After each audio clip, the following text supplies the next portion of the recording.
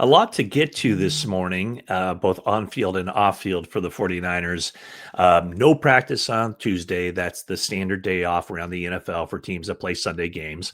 49ers back on the practice field on Wednesday afternoon in Santa Clara to get ready for their week 8 game against the Houston Texans. The first order of business would be let's talk about Christian McCaffrey. He was just announced as the NFC Offensive Player of the Week. No big surprise there. I guess the only surprise is that he's only won it 3 times in his NFL career.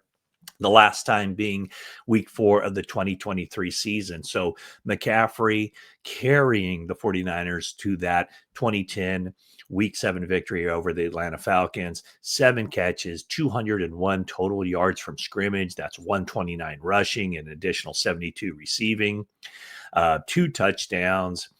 47th game with at least 50 yards receiving. That ties Ronnie Harmon for third most with at least 50 receiving yards by a running back in the Super Bowl era.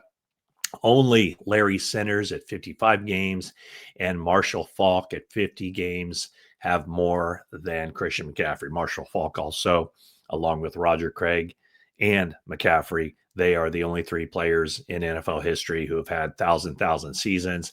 Could McCaffrey become the first guy to get 2,000 seasons? I don't know. It's possible. So, for the 49ers, as far as running backs go, this is McCaffrey's third Offensive Player of the Week award. That ties Garrison Hurst with 3 and trails only Frank Gore with 5 and Roger Craig with 4 for on that list of 49er running backs and what they've done as far as the NFC Offensive Player of the Week. Oh, speaking of Frank Gore, he made it to the top 52 for the modern era finalists or candidates for the Pro Football Hall of Fame. And that's something that's interesting because I am on the voting committee now. The 50-person committee for the Pro Football Hall of Fame doesn't vote for that initial cut down from, I think it's 178 players to 52. And so I was disappointed, surprised. Joe Staley didn't even make the top 52. Again, a vote that I'm not even sure who's on the initial screening committee. It's supposed to be, football historians and former coaches. And I don't know if there's any media members on that or not, but Joe Staley didn't make it. Alex Smith didn't make the cut to 52. Navarro Bowman didn't. Vernon Davis didn't. Justin Smith didn't. So a little bit disappointed that some of those guys didn't make it. The only former 49ers who remain: Frank Gore, Anquan Bolden, and the kicker, Gary Anderson. Okay.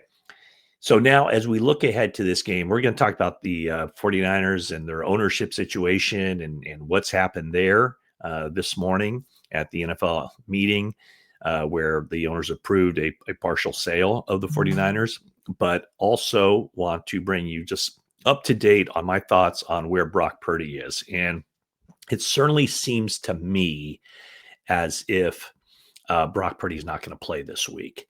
And so let's just kind of bring into focus here what Kyle Shanahan had to say about Purdy on Monday.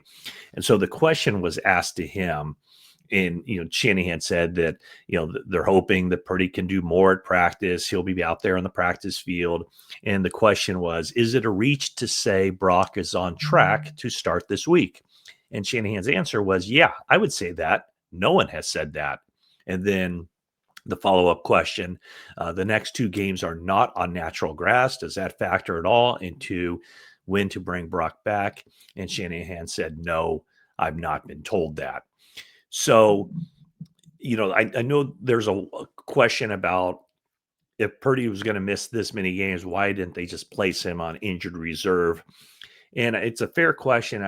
And I think what the reasoning was that there was always a chance that Purdy would be able to play before the 4 weeks that is required if a team places any player on injured reserve. The other part of it was the 49ers felt certain that he'd be able to practice before that in a limited role. And any player who's placed on injured reserve cannot practice. So the 49ers felt that it would be more beneficial to keep him on the 53-man roster and have him be able to work slowly back into practice to both evaluate him and get him ready, keep him fresh, keep him sharp for whenever that time comes to get back on the field.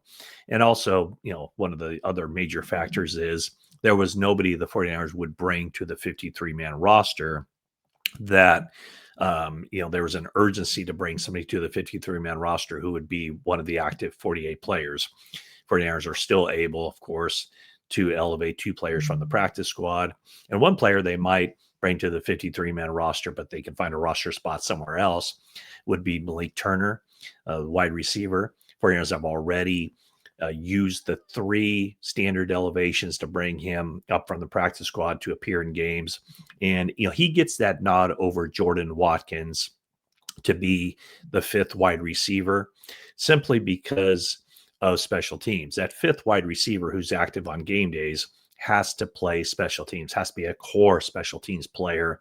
And really, that's the value to the team, while also being to sub in as an emergency fill in at wide receiver. And that might only be 3, 4, 5 snaps a game. So that's why Malik Turner would be, I think, a pretty good candidate to be a player who finds a spot now on the 53-man roster. Okay, so that's what's going on the field, and now totally off the field. And a lot of this has it's not new, but the 49ers announced on Wednesday morning that there's been a minority stake, an investment sell off of a very small portion of the 49ers. And this is what I put out there. Jed York and the York family continue to retain control of the 49ers, but the team announced that Pete Brieger Jr. and the Brieger family have acquired a non-controlling minority interest in the organization. The deal was approved today at the NFL meeting. And then Jed York put out this statement: alongside my family and our existing owner partners, we know the Brieger family shares our unwavering commitment to a long-term success of the organization and creating unforgettable moments for our fans. And then Pete Brieger had this to say: under the leadership of Jed and his family, the 49ers have set a gold standard for integrity, innovation, and championship culture. We are thrilled to support both the NFL, or both the team and the NFL, in their roles as powerful forces of unity and impact. So this has been previously reported that the 49ers would be selling at a valuation of more than $8.5 billion. Sports Business Journal a while back reported that it was a 3.2, it was scheduled to be a 3.2 minority stake that goes to this group of Pete Brieger and the Brieger family. And no surprise, this was talked about. We wrote about this in May, that the 49ers were going to be looking into selling a minority stake in the franchise. And what Jed York said at the time, and at that point, it was going to be, right around or just below 10% of what the 49ers were going to be selling. And at that point, when asked about it at the owners' meetings, I forget where we were. Were we in Florida? I think we were in Florida at the owners' meetings. What Jed said was, it's more of a family conversation. My family owns 97% of the 49ers. It's a big asset. And you have different family members that have different things they want to do in the team, around the team, outside the team. It's a family asset allocation decision. And so the York family, it's my understanding, still owns about 88% of the 49ers. So that's a pretty big chunk of the the ownership stake. Like I said, Jed York is the controlling member, the CEO of the organization. And so that's not a huge thing, but the York family taking advantage of the owners who voted last year to allow private equity investments in franchises of up to 10%. So 49ers uh, taking care of that and dotting the I's and crossing the T's on a welcoming in a new investment firm and new investment entity to the 49ers. So, um, again, don't see much changing with this as far as Pete Brieger goes. He's a guy that um, he's the executive chair at Fortress Investment Group, and he has multiple investment com- committees. He's well known in the Bay Area, and I was listening to a podcast with him recently, and um, I know he's made enormous. This was described as enormous amount of money buying the debt of companies in financial distress. So, in other words, buying debt in companies for a relatively small amount of money and turning it into enormous profits. So that is, I think it's a little bit different here because obviously the 49ers are not and 49ers and the NFL definitely not in financial distress at all, but an opportunity for the York family to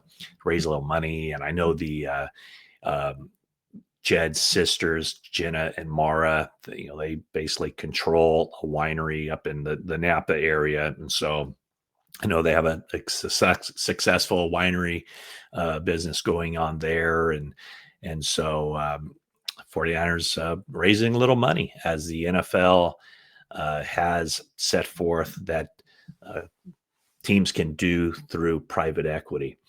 Um, the NFL trading deadline, less than 2 weeks away right now. That deadline is on November 4th.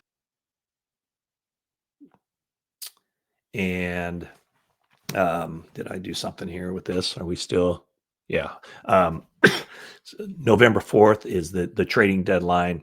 And as we talked about on a previous recording, I wouldn't expect the 49ers to do anything that enables them or has them acquiring a player who's only under contract for this season. I saw something on um, ESPN that put together a list of players who could become available and teams that might target them, and I'd say a lot of those included players who are on the final years of their contracts. I just don't see that happening. One player, however, to keep an eye on, Jermaine Johnson from the Jets.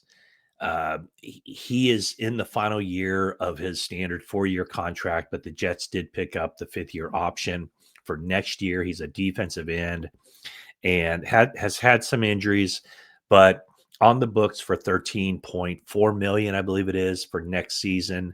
So if the Flyers were to make a trade for a big time player, a name player, that would be what I'd be thinking.